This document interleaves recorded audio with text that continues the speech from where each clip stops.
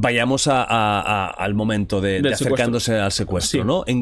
¿Es el último viaje que has hecho hasta el momento? Es el último viaje, que es julio de 2015. ¿En qué estado estaba en ese momento el conflicto? Estaba muy complicado entrar. De hecho, los turcos no dejaban ya ni siquiera acceder legalmente por la frontera, la habían blindado. Total. Porque sabía que ahí si entrabais podíais morir. Porque sobre todo ya era el boom del Estado Islámico y del yihadismo. Entonces tenían parte de Alepo y parte de los alrededores. Entonces lo que hicieron es blindar las fronteras porque había habido atentados suicidas con vehículos. Entonces las blindas y no entras y no sales.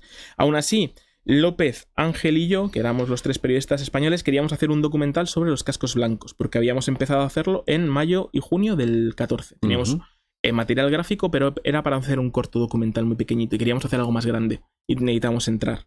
Contactamos con una persona que nos aseguró que tenía contactos y pues vamos a entrar. Era un momento muy muy peligroso donde no había periodistas y una semana o 2 semanas antes de que nosotros nos secuestraron a un periodista japonés que se llama Junpei Yasuda en la misma zona donde íbamos a ir.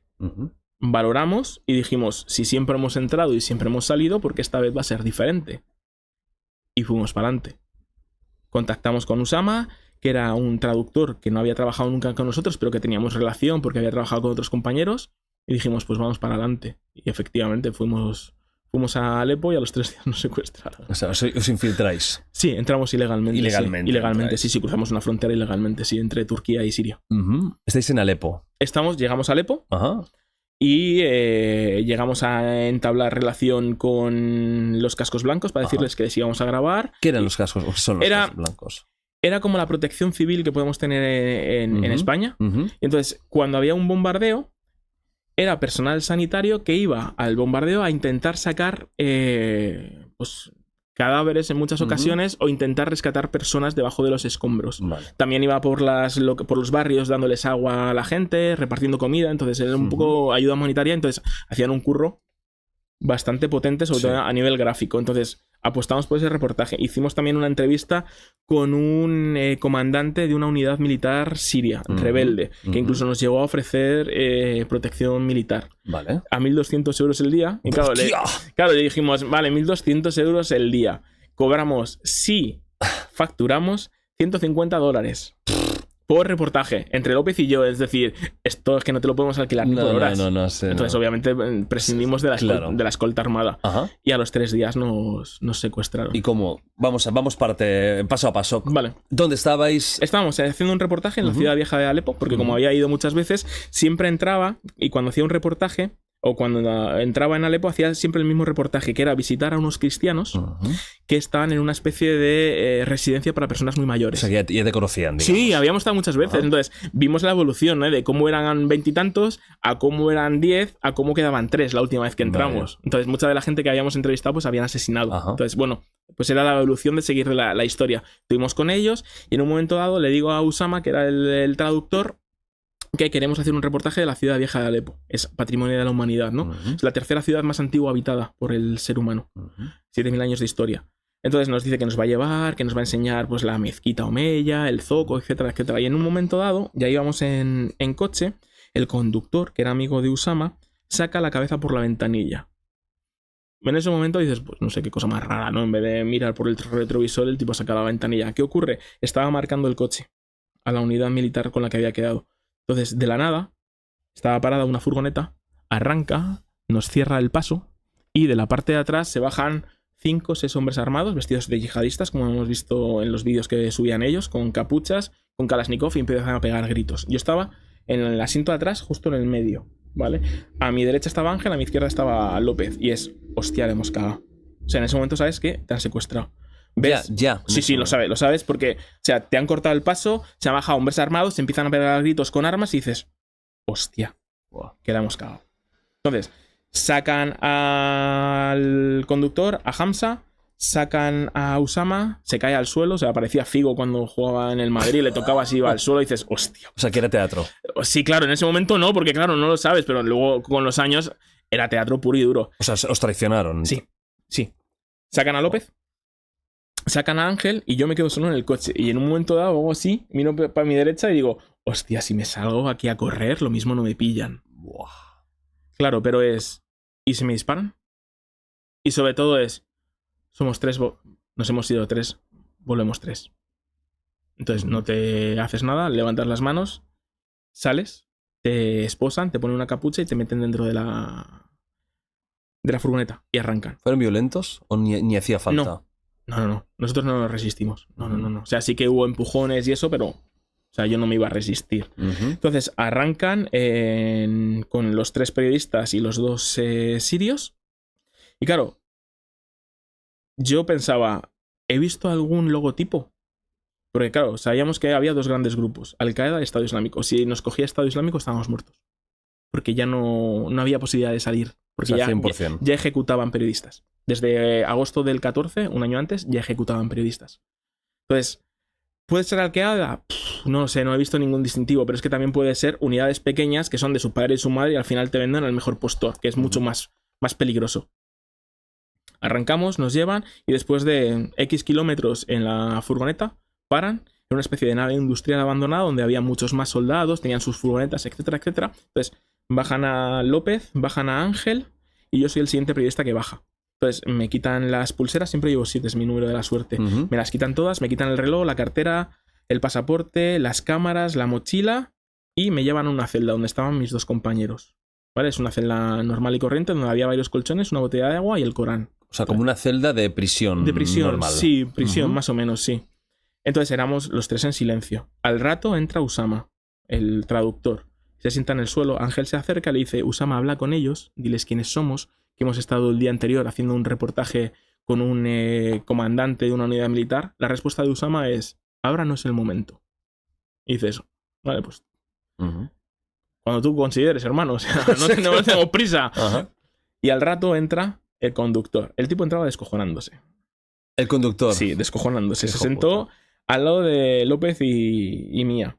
Y entonces nos mira y dice, a vosotros os van a cortar el cuello. Y yo, ¡qué hijos de puta! Qué cabrón. Claro, o sea, nosotros valemos algo. Tú eres sirio. No les vales nada. Nadie le va a dar nada por ti. Ni se va a interesar por ti. Es decir, yo estaría acojonado. Porque me van a matar, me van a tirar una zanja. A esto sí. Tipo, empezó a reírse y es, hostia. Qué cabrón. Lo sabía. Claro. Por eso sacó la cabeza por la ventanilla para marcar el coche. Y por eso el otro no dijo nada. Porque el otro podía haber dado la cara por nosotros y decir, oye, estos están con nosotros. Nada, callado como una puta. Claro. Llegan 2 tipos vestidos de negro, nos toman los nombres a los 3 periodistas, nos vuelven a esposar, nos ponen una capucha y nos sacan. Y después de pasar de un coche a otro y de recorrer X kilómetros, nos dejan en una casa, en el salón de una casa. Nos habían preparado una comida muy frugal. Era una especie de pizza de estas turca, ¿no? Claro, ahí se quedó. Nosotros no queríamos nada. No teníais el estómago para... No. Silencio absoluto. O sea, nosotros ni hablábamos entre nosotros. ¿Aún habíais hablado entre vosotros algo? Nada, silencio absoluto. ¿Y tú recuerdas qué pensabas en esas primeras horas? Yo estaba acojonado. Yo pensaba en mis padres, en el marrón donde nos habíamos metido, yo sobre todo que nos iban a matar. ¿Tú lo pensabas? Sí. Pero no en ese momento, primer día. En los 299 yo pensaba que nos iban a matar. Pero sobre todo en ese momento, entonces, ni siquiera tocamos la comida. No porque estuviera envenenada, es que no teníamos hambre. Y tampoco no tenía ninguna necesidad. No teníamos ninguna necesidad. O sea, nada. Ni nos Era una casa normal. Normal y corriente. Era una casa mata, es decir, de una planta, tenía 2 habitaciones de matrimonio, un salón, un baño y una cocina. Entonces a nosotros nos encerraron en el salón. Entonces, a la mañana siguiente despertamos. De hecho, teníamos sillones, había 3 sillones. No me digas por qué, pero dormimos en el suelo. O sea, a ninguno de los 3 se nos ocurrió, vamos a dormir en el sofá. Porque no queríamos molestar a nadie y que fuera momento o motivo de, has dormido en el sofá y te hemos pegado. No queríamos nada. Entonces, a la mañana siguiente... ¿Pudiste dormir? No. Vale. No puedes dormir. A la mañana siguiente, cuando ya amanece, tocas a la puerta porque, claro, quieres ir al baño a hacer tus cosas. Y no nos abre nadie. Estamos un rato tocando y es... Ahí ya hablamos entre nosotros de, tronco, yo me estoy mirando. O sea, tengo que ir al baño. Claro. Pues dice López, vamos a girar el pomo. No jodas, ¿cómo van a girar el pomo? Porque no estabais... No, estamos, o sea, como estamos ahora, pero encerrados en una habitación. Entonces dice López, vamos a girar el pomo de la puerta y es... Joder, ¿cómo vamos a girar el pomo de la puerta? Coño, que gira el pomo de la puerta y se abre y es... Una polla. Nos han dejado solos en la casa. Entonces, hacemos los 3 nuestras necesidades, vamos al baño, nos volvemos a encerrar y es... Y estamos así un rato, oye, si salimos y buscamos algo para comer o damos una vuelta, venga. Pues salimos a la izquierda, había una habitación, entramos, me asomo y veo a 2 de ellos durmiendo en una cama de matrimonio juntos y es una polla, no me jodas. que están durmiendo aquí y nosotros dentro, sí. Vamos a la otra habitación y están otros 2 durmiendo en otra cama. ¿Pero quién coño nos ha secuestrado? Que no han cerrado la puerta. Yeah. Y decía López, estos no han visto un secuestro ni por televisión. Es que los podríais haber matado. Si hubiéramos sido Rambo y esto, sí, Jordi, pero también tienes que tener en cuenta... O sea, no. No sabes si hay más gente, puede entrar una persona justo en el acto. No sabes dónde está. No, total. No sabes... Para empezar, no sabes matarlos. O sea, y para matar a la gente que valer. Entonces nosotros no valíamos. Entonces, ¿qué hicimos? Como niños buenos, nos encerramos hasta que se despertaron y entraron en la habitación. Nos preguntaron si queríamos ir al baño. Le dijimos, no, sí, hemos ido. Y alguien dijo, hostia, que no hemos cerrado la puerta. Y a partir de ese momento cerraron la puerta. Amigo. Claro. Amigo. Entonces, la siguiente pregunta es, ¿quién coño nos ha secuestrado? Claro. Porque estos no son profesionales. ¿Hablaban inglés? No, ninguno. No, luego apareció uno que era pelirrojo y le pusimos el mote de naranjito. Este sí que hablaba inglés. Hablaba muy bien inglés, sí. Vale. Pero el resto nada, ni papa. Vale. Pero claro, la pregunta es, joder, estos no son profesionales. Entonces, si no son profesionales, ¿quién nos ha pillado? Y ahí es un problema. Si no es una gran unidad militar ni tiene una infraestructura, de aquí vamos a pasar a otro grupo. Y como ese grupo se ha equivocado, vamos a tener un problema. Y ahí estuvimos, en esa casa estuvimos una semana. ¿Una semana? Sí, una semana. Nos quitaron también la ropa. Al cabo de los días nos quitaron toda la ropa, nos pusieron ropa pues, afgana, más que siria, era afgana, porque eran los Awal-Karmis estos, y nos sacaron a la calle y nos movieron a otro sitio. Igual nos hacían interrogatorios, nos preguntaban. O sea, el chico de pelirrojo. Sí, esto es el pelirrojo, entonces nos preguntaba quiénes éramos, los nombres, etcétera, que no nos iba a pasar nada, todo de buen rollo, íbamos a ir pronto a casa. Claro, obviamente te quieren que estés tranquilo, que no eran Al-Qaeda, que no era Estado Islámico, pero que... Bueno, pues de ahí nos mandan a otra casa. En esa otra casa, el trayecto lo hicimos vendados en un jeep. Y eso sí que era una especie de urbanización de gente de dinero. Luego te explico por qué llegamos a esa conclusión. O sea, ¿hay urbanizaciones de gente de dinero? Sí. En este caso era una organización de gente de dinero. O sea, imagino que sean pro régimen. Claro. ¿Vale?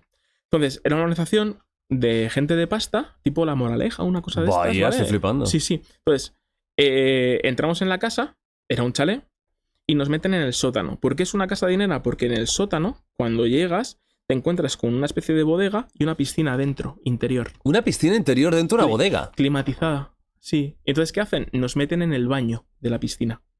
Era un espacio que entraban 3 colchones de goma espuma, pues era de 90, y ese era el espacio que había en la habitación, cerrado sin ningún tipo de ventanas, y ahí estuvimos un mes.